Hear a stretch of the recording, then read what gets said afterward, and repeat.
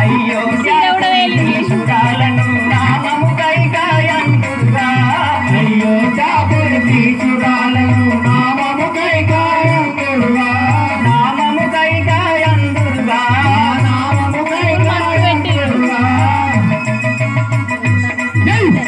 పోతావు పిల్ల మొన్న పోతావు పిల్ల పోతావు పిల్ల మొన్న పోతావు పిల్ల పోతావు పిల్ల ఒంటికి పోతావు పిల్ల పోతావు పిల్ల మొన్న పోతావు పిల్ల ఒంటికి పోతావు పిల్ల సాటాయ పిల్ల మొక్కవన చూపావు పిల్ల సాటాయ మొక్కవన సాటాయ పిల్ల మొక్కవన చూపావు పిల్ల పిల్ల మొక్కవన చూపావు పిల్ల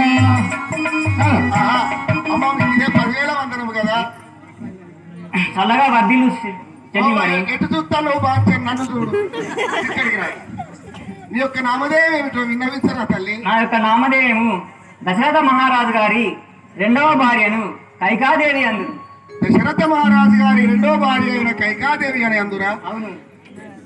నీకేమన్నా పుట్టిరా? ఒక కుమారుడు భరతరాజేంద్రుడు ఉన్నాడు. భరతుడు ఒక్కడేనా? అవును. ఇక ఆకారం నుంచి ఏం కాలే ఆపరేషన్ ఇట్లా ఆయన చేయించు నువ్వే చేయించు.